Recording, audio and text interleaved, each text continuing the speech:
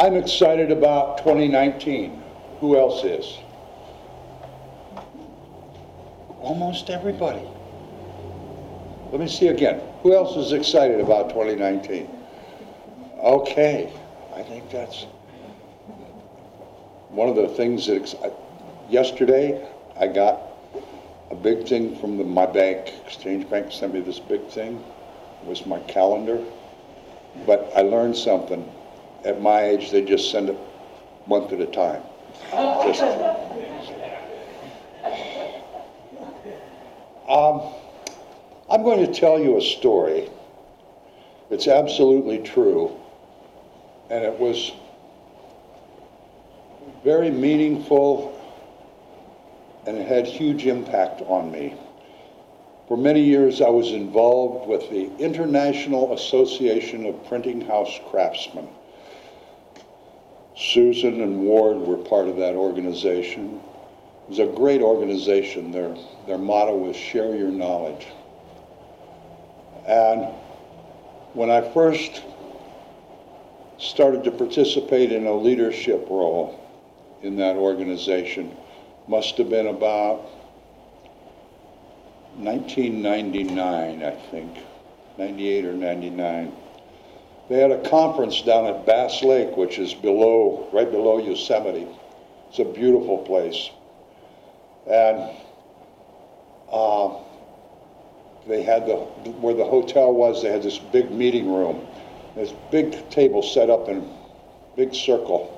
And there were about 150 people present. And they were the presidents or secretaries or treasurers or leadership people from the different printing clubs throughout the western 5 states, mostly California. And we were all sitting around, we'd had our breakfast, and we were sitting around ready for the conference to start. And a young lady by the name of Wendy Greenberg, I don't know if you two ever met Wendy or not, but this cute little gal, she gets up, and most of the people around that table were mature, and here's this cute little gal gets up.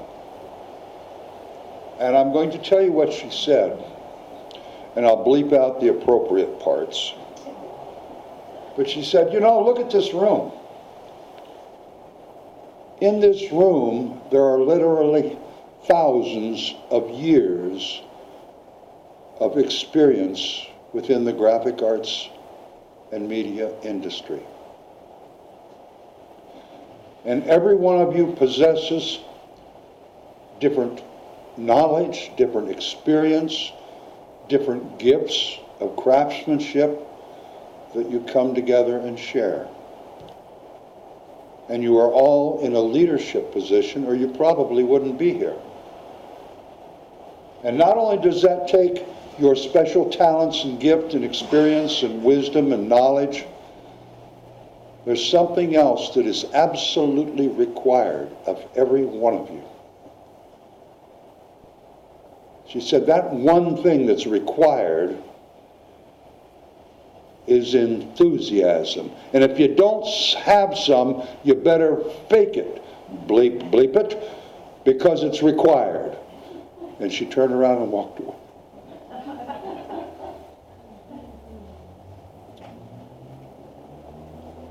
And I've never stopped thinking about the profundity of that remark. And I think it has just as much to do with living life as it does leadership. If you don't have enthusiasm and excitement about your life experience, tomorrow will be just like today. Next year will be just like last year and the year before. And that's not really living.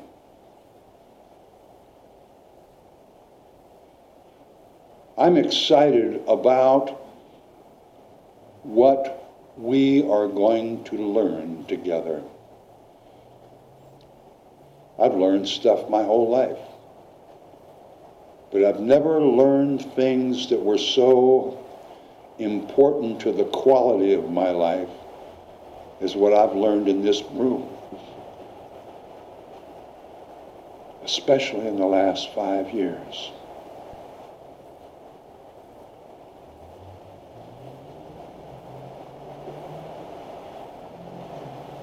I'm looking forward to this year, all of us learning more about how the unseen affects and is part of every experience we have. I'm excited about how many of us are going to be a little more understanding of the fact that when we talk about our lives, our daily lives and our experiences, we can say, wow, this is what life brought me today. Or maybe we will learn enough to say, wow, I wonder what opportunity lies in these pretty tough experiences I'm having right now. What opportunities lie in these challenges? What opportunity lies in these people that I met yesterday?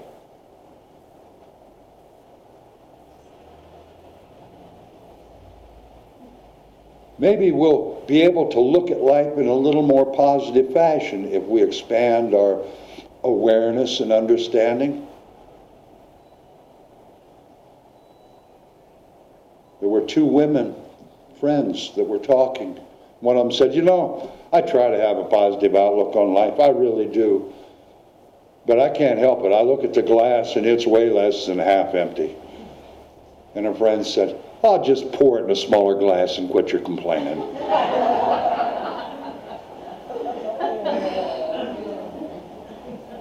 little profundity in that as well.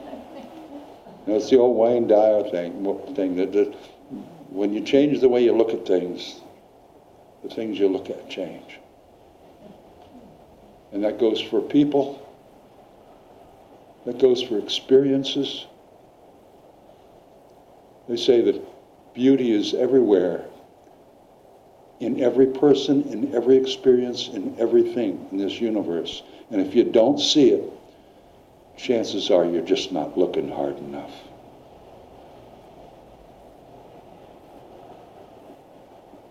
How hard do we look at things? What pair of glasses do we have on when we look at things?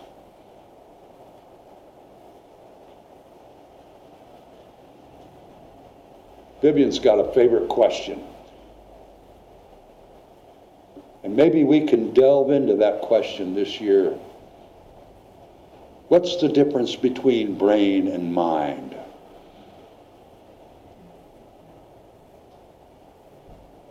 An individual mind, a divine mind. Brain, that's just an organ, like your liver or your bladder. And it has a function. It processes data, experiences, and feelings, and has a memory bank. But mind, that's the creative process. That's where the imagination is. That's where the thought processes are. And when you start exercising that individual mind, then you come on the icon that taps into divine mind, that has the knowledge of the universe, the wisdom of the universe.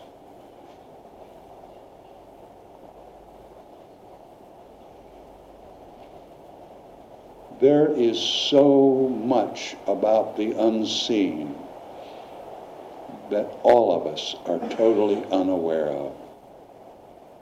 There is so much to learn. There's several of us in this room that are experiencing limitation in our physical apparati. Well, maybe that just gives us an opportunity to really discover some of the true richness of this life experience instead of the toys.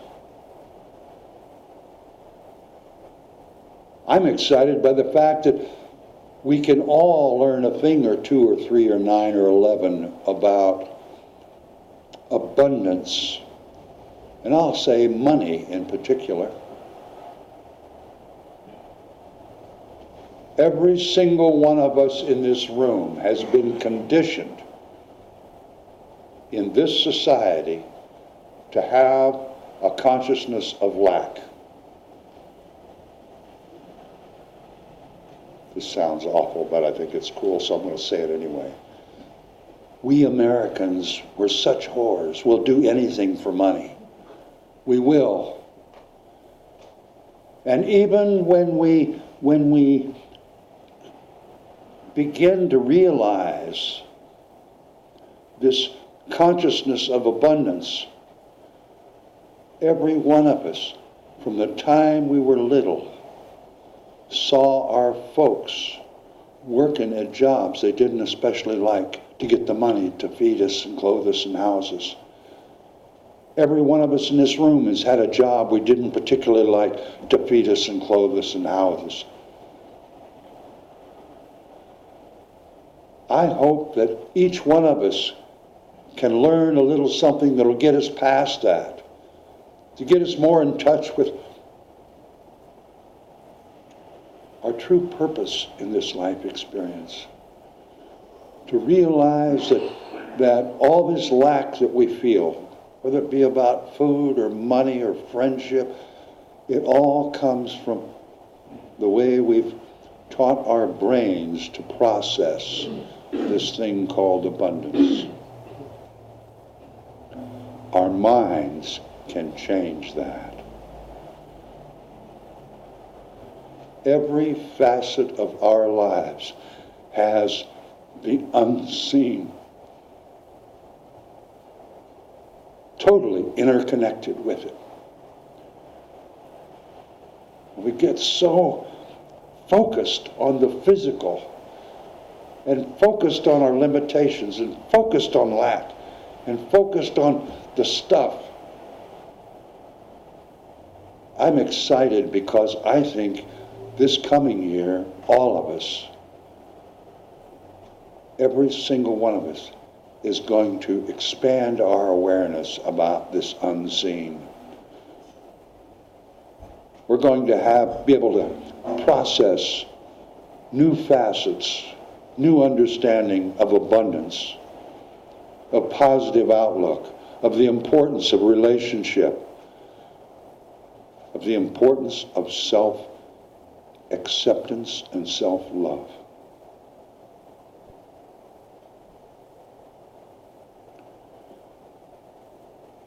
These entertaining and profound oratories that you hear every Sunday that last 10, 12, 14 minutes, they're just a little seed. They're just a little teaser, if you will, about what there is that's available to learn and understand and ponder and consider and change. And I have never felt moved to actually say this before this day. But this year, if there is interest, if you have the excitement and the enthusiasm, I'll bring my enthusiasm, and we can, on a day that's not Sunday, really spend some hours every week or every month really studying and considering and learning these philosophies of the unseen. If you are interested, I am interested too. Because there is so much to learn, so much to become aware of. And every time you peel up another onion skin of knowledge and awareness and understanding, your life becomes richer.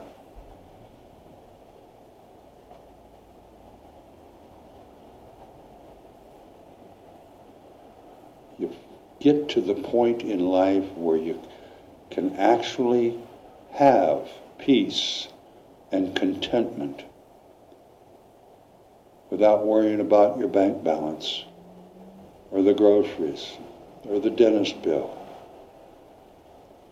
You can have a knowing that in your life, in this human experience that all of us are having,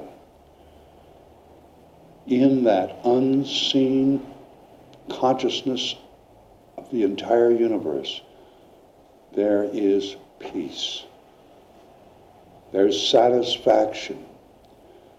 There is purpose for every single one of us, or we would not have been created. And when we begin to be more aware of that, then this thing we call mind will be able to tap into the divine mind. And we can start reconstructing, repairing the harmony that every created being was created in. That harmony with nature.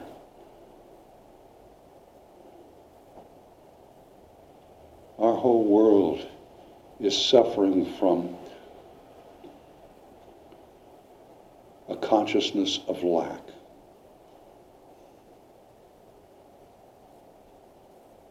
And if each one of us can elevate our consciousness and awareness of abundance,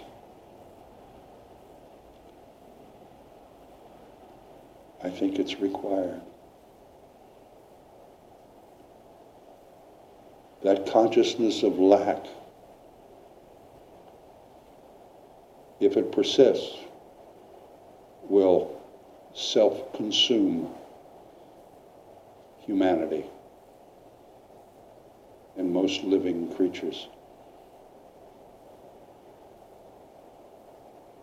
And that's an assignment that I'm excited about. Every one of us in this room can actually change that.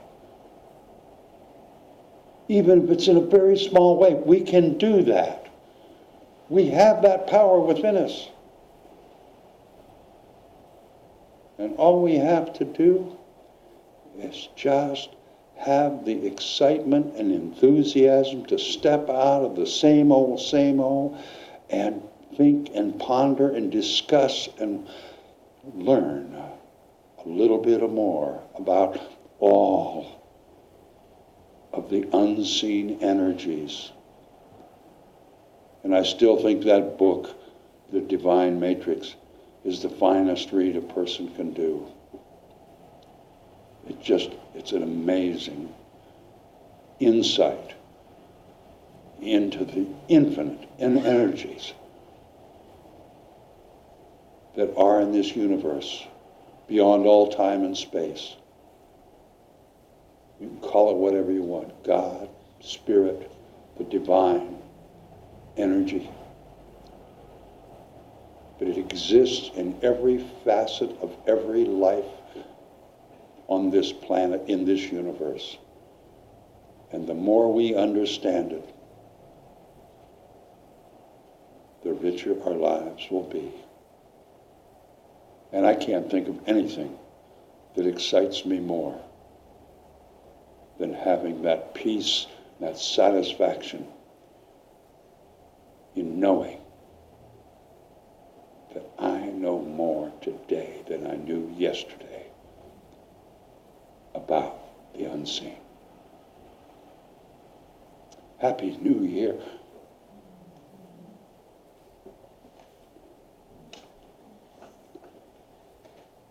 Let's stand and sing about the wonderful words that all of us are going to come across as we pursue our quest of learning more, accepting more, and being more this thing we call life.